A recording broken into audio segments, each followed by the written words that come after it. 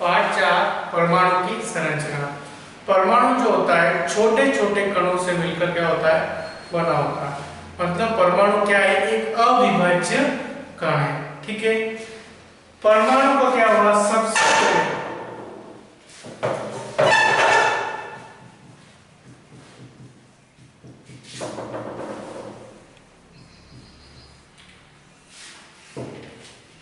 जे Thomson ने सबसे पहले परमाणु मॉडल प्रस्तुत किया।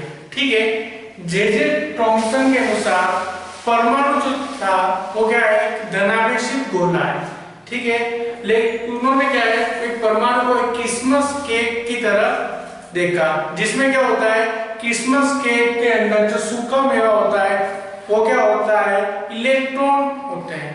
ठीक है, किसके अनुसार, टॉमसन के अनुसार। ठीक है, या इससे अपन एक और तरबूज के उदाहरण से भी हम क्या ऐसे समझ सकते हैं। ठीक है, जैसे तरबूज के जो लाल भाग के अंदर जो बीज होते हैं,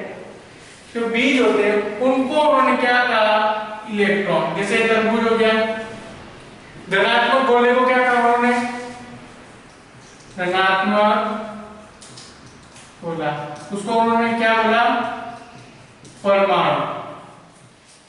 ठीक है, जे टॉमसन ने एक तरबूज का उदाहरण लिया। ठीक है, धनात्मक जो गोला होता है उनको उन्होंने परमाणु बताया, और उसके अंदर लाल भाग में जो धसे हुए बीज होते हैं काले काले, ठीक है, उनको उन्होंने क्या कहा, इलेक्ट्रॉन का।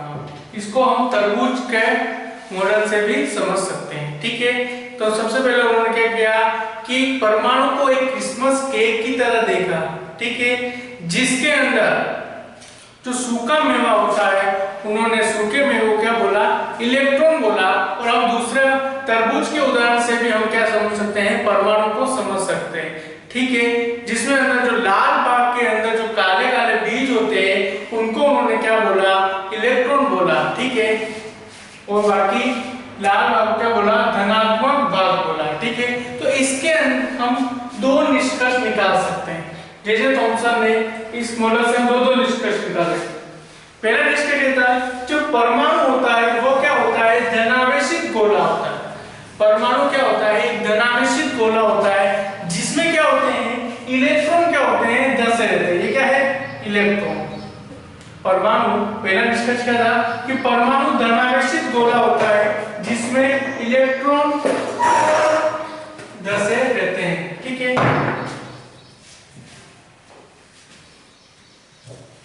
निष्कर्ष, इस मॉडल से क्या क्या निष्कर्ष आए। फर्स्ट है, परमाणु धनावेशित गोला होता है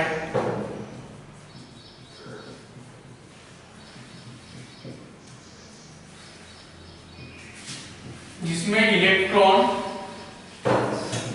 धसे होते हैं। पहला निष्कर्ष तो टॉमसन ने ये लिखा। दूसरा निष्कर्ष ये लिखा है, जो ऋणात्मक और धनात्मक भाग होता है, ऋणात्मक और धनात्मक भाग होता है, वो क्या होता है, परिमाण में क्या होता है, समान रहता है। ठीक है, ऋणात्मक और धनात्मक भाग जो होता है वो क्या होता है, परिमाण में क्या होता है, समान रहता है। तो धनात्मक एवं ऋणात्मक भाग परिमाण में क्या होते हैं,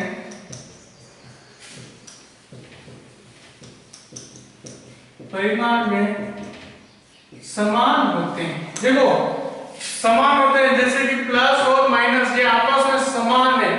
ठीक है, आपस में कट जाएगा तो क्या हो जाएगा कि परमाणु क्या हो जाएगा, उदासीन हो जाएगा।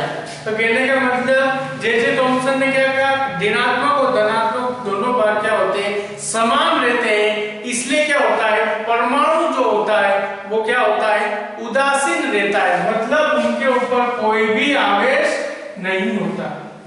ठीक है, तो हम कहते हैं कि परमाणु क्या होता है, उदासीन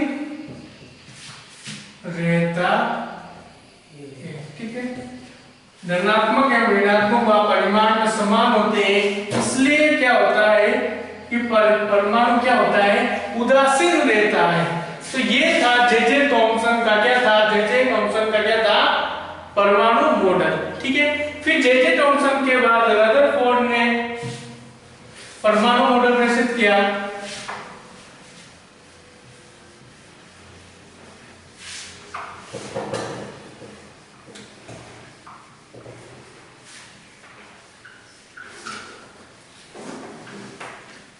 ठीक है, रदरफोर्ड का क्या है, दूसरा जो मॉडल आया कौन सा है, रदरफोर्ड का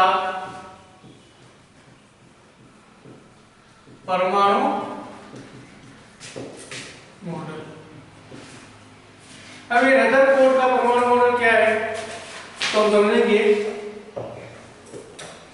रदरफोर्ड को जे थॉमसन के बाद रदरफोर्ड को जानने की एक इच्छा थी किसी परमाणु में इलेक्ट्रॉन किस तरह व्यवस्थित होते हैं, किसी परमाणु में इलेक्ट्रॉन किस तरह व्यवस्थित होते हैं, यह रदरफोर्ड को जानने की इच्छा थी। तो उन्होंने क्या किया, एक प्रयोग किया जिसमें सोने की पतली पन्नी से लगभग 12,000 अल्फा कणों को गुजारा। ठीक है, सोने की पतली पन्नी से। उन्होंने सोने की पतली पन्नी ही क्यों ली, क्यों, क्योंकि इनको 10, क्योंकि सोने की पतली पन्नी में कितने 10,000 परमाणु उपस्थित थे। ठीक है, जैसे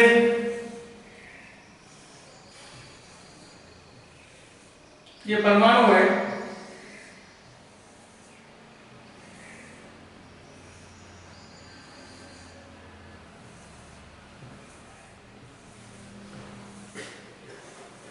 ठीक है, ये जो केंद्र हो गया।